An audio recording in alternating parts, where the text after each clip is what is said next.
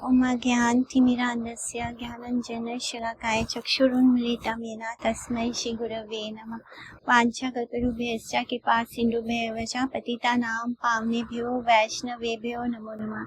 जय श्री कृष्ण चैतन्य प्रभु नित्यानंद श्री अद्वैत गदाधर शिवासादि गौर भक्तवृंद। हरे कृष्ण कृष्ण कृष्ण हरे हरे, हरे राम राम राम हरे हरे। ठीक है, हरे कृष्णा मधु जी, धन्यवाद प्रणाम। आप सब लोग ने बहुत अच्छा पेपर किया है and Vaibhav Prabhu ji congrats आपको, फुल मार्क्स। आपको भी 90 मार्क्स मिले हैं। हरि बोल। आप सभी के लिए बहुत बड़ा वाला हरि बोल। ठीक है, हम आगे बढ़े। कुछ बोला? हरे कृष्णा। ठीक है, आगे बढ़ते हैं। हरे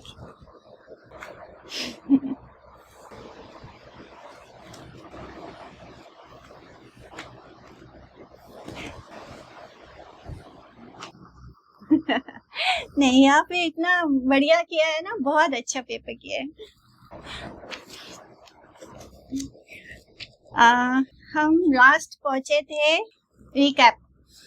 तो हम लोग ने देखा है कि कैसे श्री नित्यानंद प्रभु और श्री चैतन्य महाप्रभु का मिलन होता है और फिर नंद नंदन राय के घर पर होता है और फिर वहां पर उन दोनों के बीच में बातें होती है, लेकिन वो ऐसे खुलकर एक दूसरे से बात नहीं करते, खुलकर नहीं बोलते, वो इशारों में ही बातें करते हैं।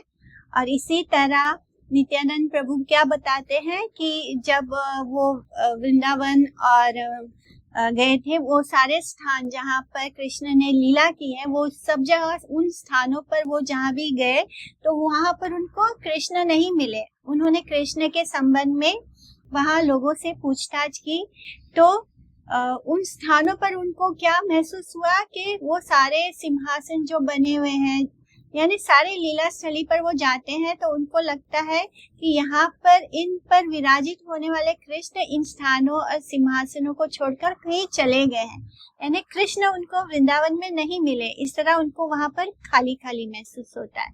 उसके बाद वो कुछ सज्जन लोगों से पूछते हैं कि कृष्ण मथुरा मंडल छोड़कर गौड़ देश, तो वो जो सज्जन लोग हैं वो उनको बताते हैं कि कृष्ण जो है वो मथुरा मंडल छोड़कर गौड़ देश के नवद्वीप मंडल में चले गए हैं और वे कुछ दिन पहले ही गया गए थे और वहां से पुनः वो नवद्वीप को वापस चले गए।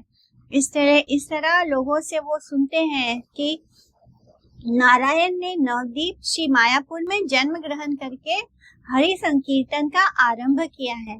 तो इस तरह वो डायरेक्टली नहीं बोलते कि आप ही कृष्ण है, वो बोलते हैं कि मैंने ऐसा सुना है कि जो कृष्ण है वो आजकल नवद्वीप में रहते हैं। तो इस तरह वो महाप्रभु को बोल रहे हैं, लेकिन इनडायरेक्टली बोल रहे हैं कि कृष्ण जो है वो नवद्वीप मंडल में आकर आजकल रहने लगे हैं। तो वो बोल रहे हैं महाप्रभु को ही, लेकिन इनडायरेक्टली बोल रहे हैं। तो इस तरह जहाँ पर प्रेम होता है वहां पे ये नोटिस होता है कि जैसे राधा रानी और कृष्ण का प्रेम है तो वो दोनों एक दूसरे से इनडायरेक्टली बात करते हैं, वो डायरेक्टली एक दूसरे को कुछ नहीं बोलते हैं। जो भी बोलना होता है ऐसे घुमा फिरा के बोलते हैं, तो वो इनडायरेक्टली बात करते हैं। इसी तरह नित्यानंद प्रभु और महाप्रभु भी इनडायरेक्टली बातें कर रहे हैं।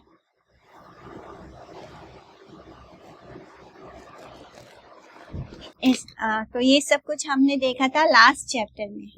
तो अब हम आगे बढ़ेंगे चैप्टर 5 में, पंचम अध्याय के कथानुसार।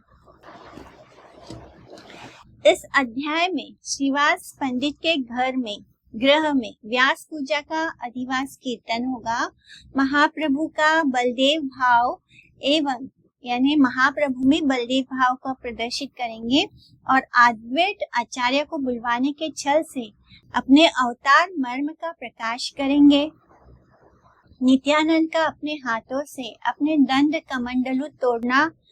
श्रीवास के आचार्य तत्व में नित्यानंद की व्यास पूजा लीला होती है। श्री गौर सुंदर का नित्यानंद को अपने सद्भुजा स्वरूप का प्रदर्शन, नित्यानंद की मूर्छा, नित्यानंद का स्वरूप विष्णु वैष्णव तत्व, व्यास पूजा में कीर्तनानंद आदि विषय वर्णित हुए हैं। श्रीमन महाप्रभु द्वारा नवदीप लीला के समय एक दिन नित्यानंद के समक्ष व्यास पूजा का प्रस्ताव प्रस्तुत करने पर नित्यानंद प्रभु ने महाप्रभु का संकेत पाकर शिवास ग्रह में व्यास पूजा संपादन का अभिप्राय प्रकट किया। महाप्रभु द्वारा इस प्रकार के गुरुतर कार्य का भार ग्रहण करने के विषय में पूछने पर शिवास पंडित ने परमानंद से उसका अनुमोदन किया।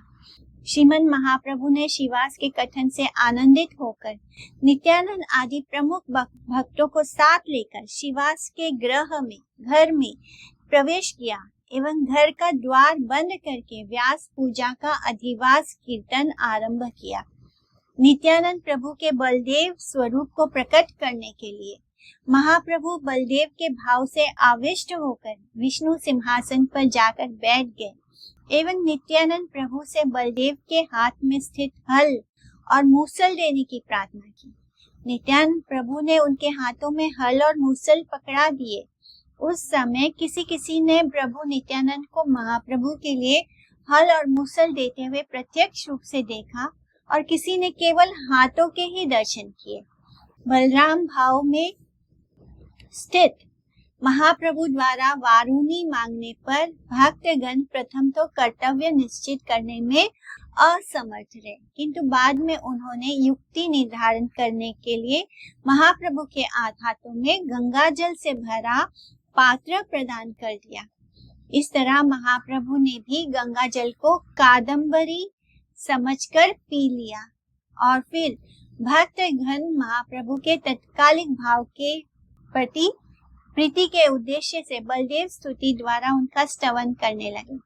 फिर महाप्रभु नाड़ा नाड़ा कहकर किसी का आह्वान करने लगे।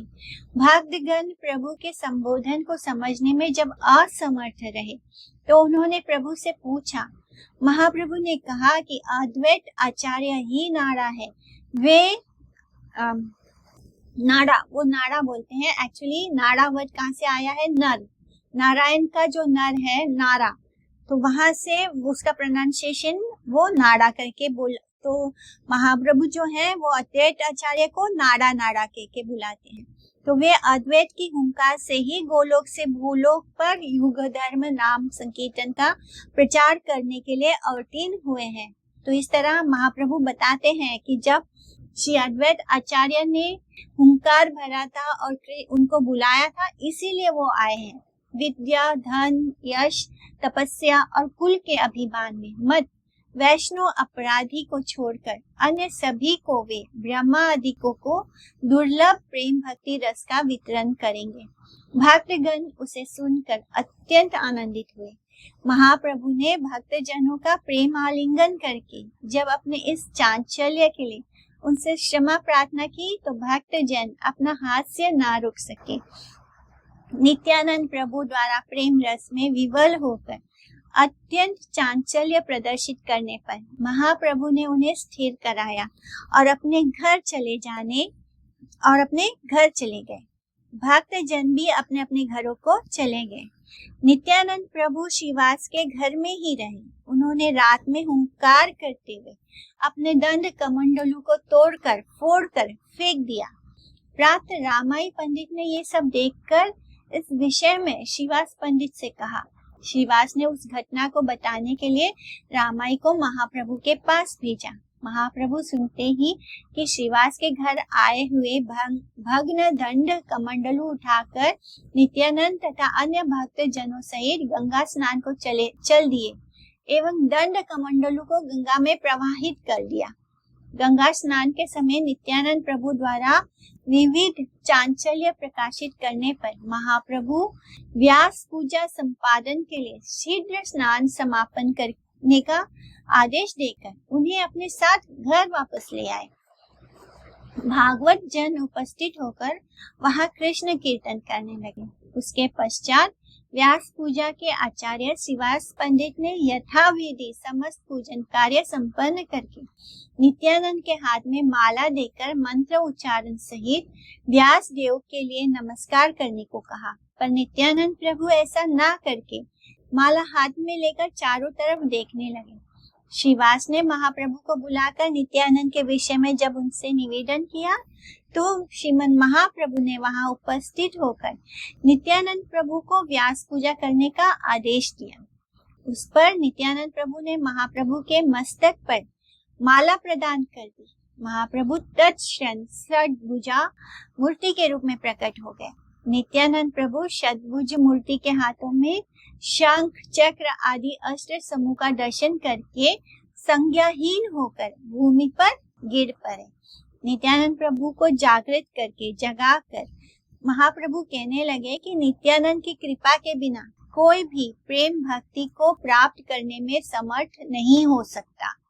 नित्यानंद के प्रति जो द्वेष रखने वाले हैं वो व्यक्ति महाप्रभु का भजन करने पर भी महाप्रभु का प्रिय नहीं हो सकता। नित्यानंद गौर सुंदर के कथन से चेतनता प्राप्त करके उनकी षड्भुज मूर्ति के दर्शन से बहुत आनंदित हुए। साक्षात बलराम नित्यानंद प्रभु सृष्टि स्थिति और प्रलय की एकमात्र कारण है, क्योंकि भगवान कृष्ण जो है वो बलराम के स्वरूप में आकर ही फिर चतुर्भुज विष्णु का जो चतुर्सेन विष्णु बनते हैं, चार विष्णु लेकर उन प्रकट होते हैं और फिर पूरी सृष्टि का निर्माण करते हैं, सृष्टि रचना करते हैं। तो वो सब एक्चुअली में कौन करता है? बलराम जी ही तो करते हैं। तो इस तरह साक्षात बलराम जो नित्यानंद प्रभु हैं वो सृष्टि करते हैं, स्थिति करते हैं और प्रलय करते हैं, और इस तरह वे एकमात्र कारण एवं नित्य सत्य विशिष्ट होने पर भी हर अवतार में कृष्ण दास की शिक्षा देना ही उनका नित्य स्वभाव है। इसीलिए हम बलराम जी को गुरु स्वरूप मानते हैं, वो ही गुरु तत्व है। कैसे? क्योंकि ऐसा कुछ नहीं है, वो जिस तरह कृष्ण की सेवा करते हैं ऐसा कोई सेवा कर सकता है? नहीं कर सकता। यानी जो क्रिएशन होता है वो भी बलराम जी कर रहे हैं। जो बाद में अवतार लेकर वो आते हैं इस धरती पर, कृष्ण के अलग अलग अवतार, तो वो भी बलराम जी ही अवतार लेकर आते हैं। तो इस तरह सब जो कृष्ण है वो गोलोक छोड़ के कहीं नहीं जाते, वो ओरिजिनल गोलोक में ही रहते हैं। बाकी जितनी भी लीला सृष्टि रचना जो कुछ भी हो रहा है वो सब कुछ नित्यानंद प्रभु के द्वारा ही हो रहा है। इस तरह जिस तरह से वो कृष्ण के वस्त्र बन जाते हैं, उनके आभूषण बन जाते हैं, उनकी शैया बन जाते हैं, यानी ऐसा कुछ भी नहीं है जो बलराम नहीं है, सब कुछ बलराम तत्व है। और इस तरह वो कृष्ण की सेवा करते हैं। इसलिए सेवा कैसे करना है ये तो हमें गुरु ही सिखा सकता है। इसलिए बलराम जी जो है वो गुरु तत्व है। इस तरह आविष्ट होने पर भी हर अवतार में कृष्ण दास की शिक्षा देना ही उनका नित्य स्वभाव है। कृष्ण अवतार में यद्यपि बलराम ज्येष्ठ थे, फिर भी उन्होंने हृदयस्थ दास्य भाव का परित्याग नहीं किया। बलराम और नित्यानंद में भेद मानना अत्यंत मूढ़ता और अपराधजनक है। जो कोई बलराम जी और नित्यानंद में भेद करेगा तो वो क्या होता है, उससे हमको अपराध लगता है, क्योंकि वो दोनों में कोई भेद नहीं है। अगर वो लक्ष्मण की तरह छोटे भाई बनकर आए तभी भी उन्होंने राम जी की सेवा की, और जब कृष्ण लीला में वो बलराम जी बन के बड़े भैया बन के आए तब भी वो कृष्ण का ही ध्यान रखते थे, उनकी सेवा करते थे। तो वो जो सेवा करने का भाव है उनका नहीं जाता। ब्रह्मा महेश्वर आदि की सेवा विग्रह का अनादर करने से विष्णु स्थान में अपराध होता है। तो बलराम जी जो है वो सेवा विग्रह है, वो हर तरह से प्रभु की सेवा करते हैं। ब्रह्मा महेश्वर आदि की वंदनीय होने पर भी कमला जिस प्रकार भगवान की चरण सेवा में ही विशेष रति रखती है, कमला यानी लक्ष्मी जी, उसी प्रकार नित्य सेव्य विग्रह श्री कृष्ण चंद्र की सेवा करना ही सर्वशक्तिमान बलदेव का नित्य स्वभाव है। और सेवा विग्रह बलराम, तो बलराम जी को सेवा विग्रह कहा गया है। तो सेवा विग्रह बलराम का यश कीर्तन करना ही सेव्य विग्रह कृष्ण का नित्य स्वभाव है। यानी कृष्ण जो है वो सेव्य विग्रह है, और यानी वो सेव्य भगवान है, और बलराम जी जो है वो सेवक भगवान है। इसी तरह गुरु को भी हम सेवक भगवान कहते हैं। परमार्थ में दोनों एक दूसरे के सर्वशरण दर्शन करते रहने पर भी वे अवतार के अनुरूप जिन लीलाओं को करते रहते हैं वे अचिंत्य है। ईश्वर का लीला समूह ही वेद है। भक्ति योग के बिना उसे समझा नहीं जा सकता है। गौर सुंदर की कृपा से उनके अनुगत हुए विशिष्ट व्यक्ति ही भगवान की लीला कथाओं को जान पाते हैं। जब हम गौर सुंदर और नित्यानंद प्रभु की शरणागति होते हैं तभी तो हम कृष्ण की जो लीलाएं हैं उनको समझ सकते हैं। वही हमें राधा कृष्ण का प्रेम दे सकते हैं। अदरवाइज हम ऐसे तो बहुत जन्म लेना पड़ेगा, लेकिन वो बड़ा कठिनाई से प्राप्त होगा कृष्ण प्रेम। लेकिन अगर हमें जल्दी चाहिए कृष्ण प्रेम तो हमें गौर हरि और नित्यानंद प्रभु की शरण लेनी चाहिए। भगवान के नित्य सेवा विग्रह वैष्णव जन परम ज्ञानवंत होते हैं। उनकी पारस्परिक कला लीला केवल कौतुक मात्र है। जब भगवान के जो भक्त जन हैं, शुद्ध भक्त होते हैं, जब वो कला करते हैं, जब वो ऐसे लड़ाई वगैरह करते हैं तो वो क्या होता है, वो कौतुक होता है। वो केवल एंटरटेनमेंट के लिए होता है। वो एक उसको लीला समझना चाहिए। वो एक्चुअली में लड़ाई नहीं कर रहे होते। तो इसको देखकर यदि कोई एक का पक्ष लेकर दूसरे पक्ष की निंदा करता है तो ये बात हमने पहले भी पढ़ी है कि जब कोई दो वैष्णव लड़ते हैं आपस में तो हमें दोनों में से किसी का पक्ष नहीं लेना होता है, क्योंकि वो दोनों जो लड़ाई कर रहे हैं वो कौतुक के लिए कर रहे हैं। यानी वो उनकी लीला है, आपसी लीला है, उसमें कोई सही और कोई गलत नहीं होता है। इसलिए अगर हम किसी एक का पक्ष लेते हैं तो हमको अपराध लगेगा। तो यदि कोई एक का पक्ष लेकर दूसरे पक्ष की निंदा करता है तो उसकी अधोगति हो जाएगी। अपराध का मतलब होता है कि भक्ति खत्म हो जाएगी।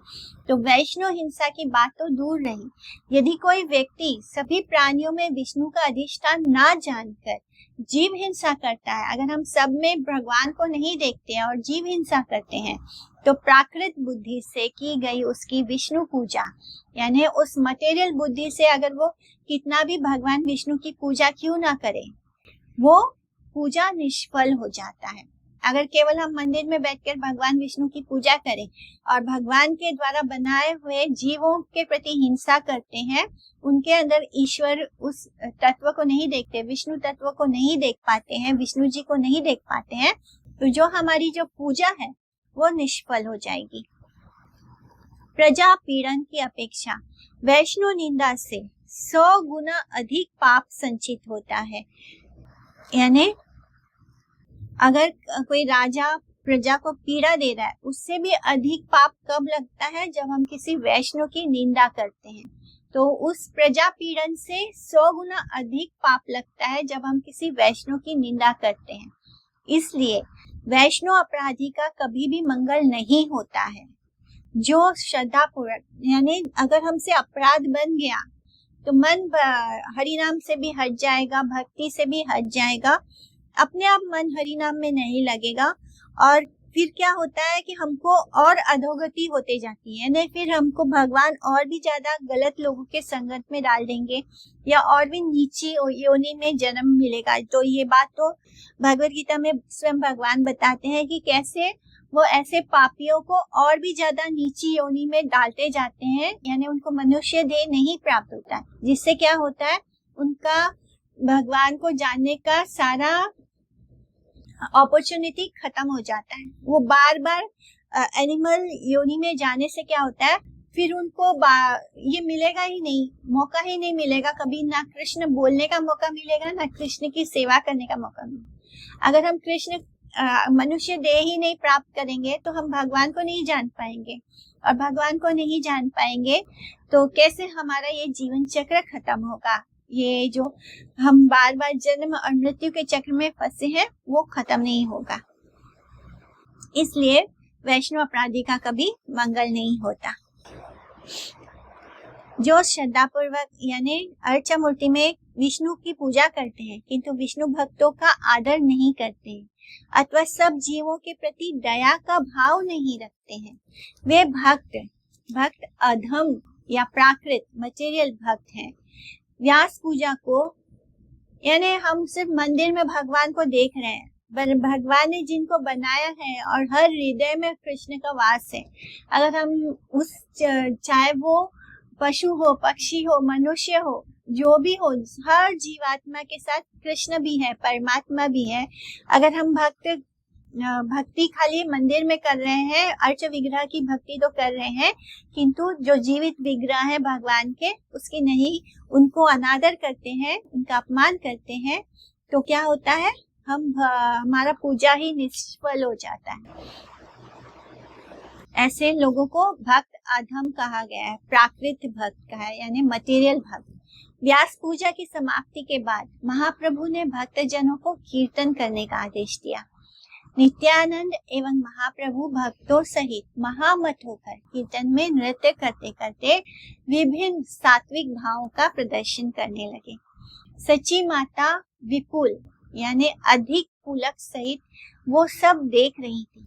वे नित्यानंद और गौर सुंदर दोनों को देखकर उन्हें अपना पुत्र समझने लगी। व्यास पूजा के आनंद में दिन समाप्त होने पर महाप्रभु ने श्रीवास पंडित के निकट व्यास जी का नैवेद्य मांगकर सब भक्तों को अपने हाथों से, नैवेद्य यानी प्रसाद, जो ऑफर किया हुआ प्रसाद, तो प्रसाद वितरण किया। नैवेद्य वो होता है कि जब भगवान को जो ऑफर करना होता है तो उसको नैवेद्य बोलते हैं। जब भगवान उसको पा लेते हैं और फिर वो उनके भक्तों के पास जाता है, यानी भगवान जब उसको नैवेद्य को पा लेते हैं तो वो प्रसाद हो जाता है। वही प्रसाद जब उनके शुद्ध भक्तों को ऑफर करते हैं और जो उनका उच्चिष्ट होता है वो महाप्रसाद हो जाता है।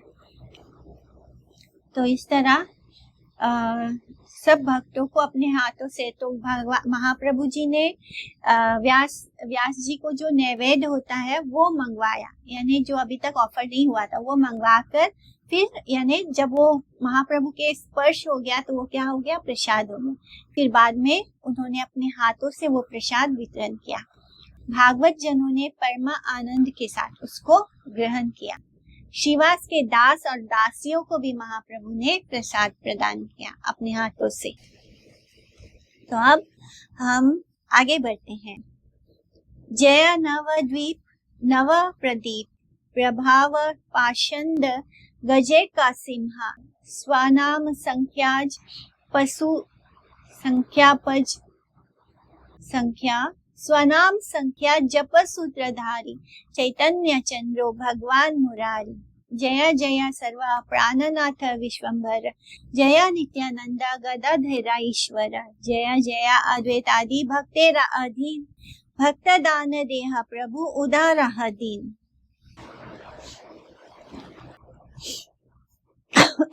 जो नवदीप के नवीन प्रदीप स्वरूप है।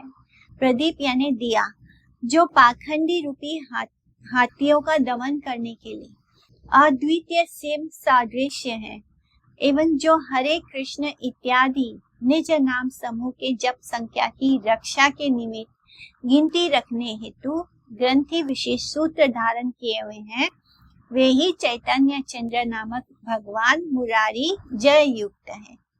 सबके प्राणनाथ विश्वंभर की जय हो। नित्यानंद गदाधर के ईश्वर की जय हो। अद्वैत आदि भक्तों के अधीन रहने वाले की जय हो। हे प्रभु, आप भक्ति का दान करके दीनों का उद्धार करो। जो भक्तिहीन है उन सब अज्ञानी अभक्त जनों को कृष्ण सेवा प्रवृत्ति प्रदान करके उनका संसार के सुख भोग से उद्धार करो। श्री अद्वैत के इस अभिलाषा के अनुसार ही जगत में भक्ति का प्रचार करने के लिए भगवान गौर सुंदर अवतीर्ण हुए, अवतार लिया, और श्री अद्वैत की भावना के अनुसार ही जीवों के उद्धार के निमित्त प्रपंच में उनके आगमन का कारण हुआ है। इसलिए अद्वैत की प्रार्थना पूर्ण करने के कारण गौर सुंदर उनके अधीन है। प्रसारित महाप्रेम पीयूष रस सागरे चैतन्य चंद्रे प्रकटे जो दीनो दीन एवसा। हे न मते नित्यानंद संगे कुतूहले, कृष्ण कथा रसे सबे हईला विवले। सबे महाभागवत परम उदार, कृष्ण रसे मत सबे करे न हुंकार। हासे प्रभु नित्यानंद चारि दिके देखी, बहे आनंद धारा सभाकार आखी। तो इस प्रकार नित्यानंद प्रभु के साथ कौतूहल पूर्वक श्री कृष्ण कथा रस का आस्वादन करते हुए सब भक्तजन विवल हो गए। वे सब महाभागवत के परम उदार हैं और कृष्ण रस में उन्मत्त होकर वे सब ही हुंकार कर रहे हैं। नित्यानंद प्रभु चारों तरफ देखते हुए हंस रहे हैं एवं उन सब के नेत्रों से आनंद की धाराएं बह रही है, यानी खुशी के आंसू बहे जा रहे हैं। सब कोई भक्ति भाव में लीन है और वो सब भगवान के पार्षद हैं, वो सारे वैष्णव जन हैं। महाप्रभु का नित्यानंद के समक्ष व्यास पूजा का प्रस्ताव। देखिया आनंदे महाप्रभु विश्वंभर, नित्यानंद प्रति किछु करीला उत्तर। शुना शुना नित्यानंद श्रीपाद गोसाई, व्यास पूजा तो मारा हईवे को न थाई।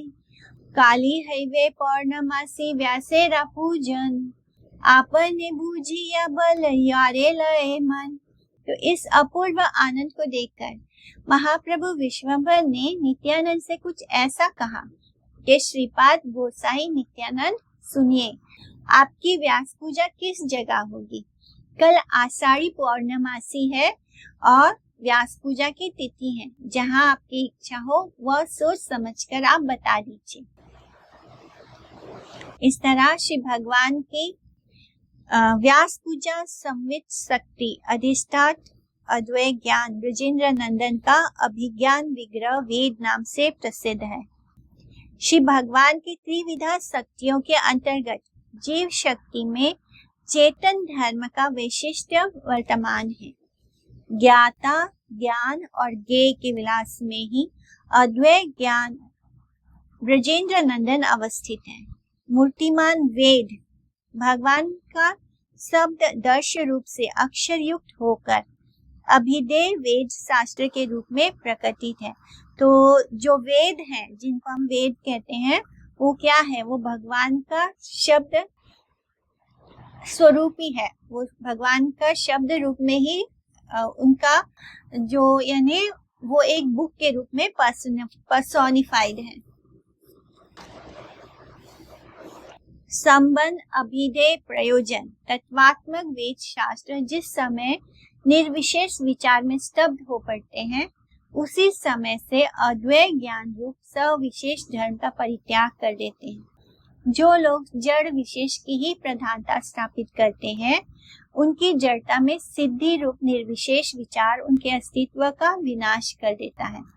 श्री कृष्ण द्वैपायन व्यास जी ने वेद को 3 प्रकार के विभागों में विभक्त किया। जो वेद था वो पहले सिर्फ एक ही स्वरूप था, उसको 3 प्रकार से विभाग किसने किया? वेद व्यास जी ने। जड़ीय ज्ञानवादी लोगों के लिए ऋक और साम और यजुर्वेद है। जड़ीय यानी जो मटेरियल बुद्धि के और ज्ञान में जिनका ज्यादा इंटरेस्ट होता है, ऐसे लोगों के लिए ऋग्वेद है, सामवेद है और यजुर्वेद है। जो जीवों को कर्म कांड में आबद्ध करता है, यानी ये जो 3 तरह के वेद हैं, ऋग्वेद, सामवेद और यजुर्वेद, इसमें क्या लिखा है? कर्म कांड के बारे में ज्यादा इसमें दिया गया है।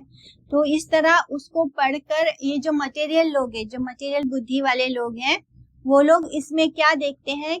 एक्चुअली में वेद का सार यही है कि हम कृष्ण को जाने, लेकिन जो मटेरियल बुद्धि वाले लोग हैं उनको वेदों में सिर्फ कर्म कांड ही नजर आता है, यानी कि ये कर्म करने से ये फल प्राप्त होगा। ये तो हम देखते हैं ना, बहुत सारे पंडित लोग हमको बहुत सारे उपाय बताते हैं कि आप ये लाल धागा बांध लो, या आप ये वाला पाठ कर लो, ये वाला पाठ पढ़ लो, तो ये आपकी इच्छा अभिलाषा पूरी होगी।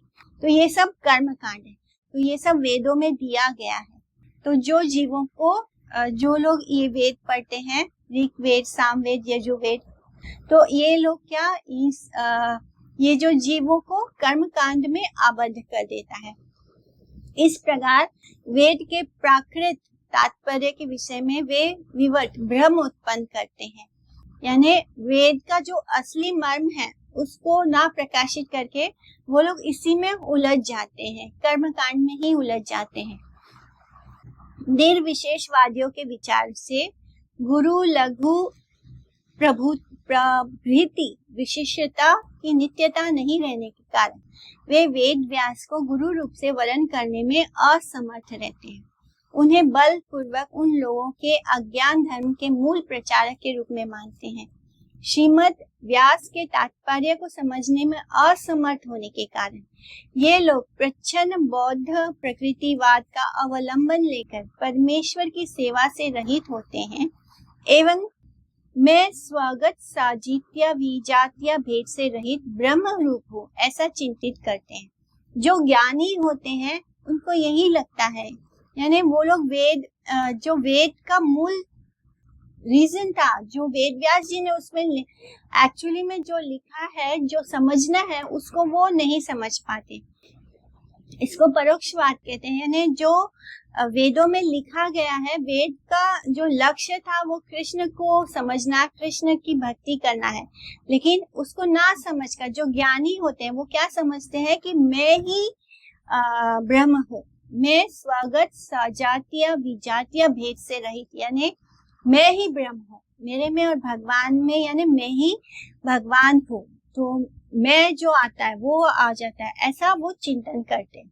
उनके साथ मत वैषम्य स्थापित करते हुए असल गुरुदास में अवस्थित श्री मदानंद तीर्थ ने श्री व्यास के अधस्थन के जन्म के सर्व प्रधान स्थान पर अधिकार किया था। माधव परंपरा में श्रीमान लक्ष्मीपति तीर्थ की अथवा माधवेंद्र पुरी पाद की वही कथा हमें देखने को मिलती है। यद्यपि पंच उपासक या मायावादियों के बीच गुरु पूजा या व्यास पूजा की प्रथा प्रचलित है, तथापि उस व्यास पूजन में गर्भ विचार ही प्रबल है। शुद्ध भक्ति के अभाव के कारण उनके द्वारा की गई व्यास पूजा कभी भी सार्थक नहीं हो सकती, क्योंकि जो मायावादी है वो स्वयं को ही भगवान मानते हैं। उसके कारण क्या होता है कि वो अगर व्यास पूजा करते हैं तो वो भी दंभ में होता है, दंभ होता है, उसमें अहंकार होता है, जिस कारण से उनकी जो व्यास पूजा होती है उसको सार्थक नहीं होती। मायावादी संप्रदायों में आषाढ़ी पूर्णिमा के दिन व्यास पूजा का अभिनय का विधान देखा जाता है, यानी वो केवल अभिनय मात्र है। जैसे वो बाकी के कर्म कांड करते हैं, जो कर्म कांड होते हैं, जो हमारे को लिखा जाता है कि हमको सुबह उठ के ये करना है या ये ऐसे करना है, वैसे ही वो दिखावा करते हैं, कर्म कांड के रूप में व्यास पूजा करते हैं। अभिनय का विधान देखा जाता है। श्रुति कहती है कि जिस मुहूर्त में वैराग्य उपस्थित होगा उसी मुहूर्त में जड़ भोगों का अंत होने पर भागवत सेवा में रुचि होगी, यानी जब हमारा मटेरियल चीजों के प्रति अट्रैक्शन खत्म होगा तो ऑटोमेटिकली वैराग्य आएगा, जिससे क्या होगा, भगवान की सेवा में रुचि होगी। उसमें उपयुक्त अनुपयुक्त समय का विचार नहीं है। जड़ भोगों से निवृत्त होने पर ही जीव परिव्रजक होकर आचार्य के चरणों का आश्रय ग्रहण करते हैं। उस आचार्य चरण आश्रय को ही दूसरी भाषा में व्यास पूजा कहते हैं। जब हम किसी गुरु की शरणागत लेते हैं, उनका आश्रय चरण आश्रय लेते हैं, तो उसी चरण आश्रय को स्वीकार करने को दूसरी भाषा में व्यास पूजा कहते हैं। श्री व्यास पूजा चारों आश्रमों का ही निश्चित अनुष्ठान है, परंतु तुर्य आश्रमी यानी सन्यासी जन इसे यत्न के साथ संपादित करते हैं। आर्यावर्त में श्री व्यासदेव के अनुगत संप्रदायों के अंतर्गत जो व्यक्तिगण हैं, वे वेदानु संप्रदाय नाम से प्रसिद्ध है। ये सभी लोग प्रति वर्ष अपने अपने जन्मदिन पर पूर्व गुरु की पूजा का विधान करते हैं। पूर्णिमा तिथि ही यति धर्म ग्रहण का प्रशस्त काल है और सविशेषवादी निर्विशेषवादी सभी गुरुदेव की पूजा करते हैं। इसलिए साधारण रूप से आषाढ़ी पूर्णिमा को ही गुरु आविर्भाव की तिथि मानकर व्यास पूजा का आह्वान होता है।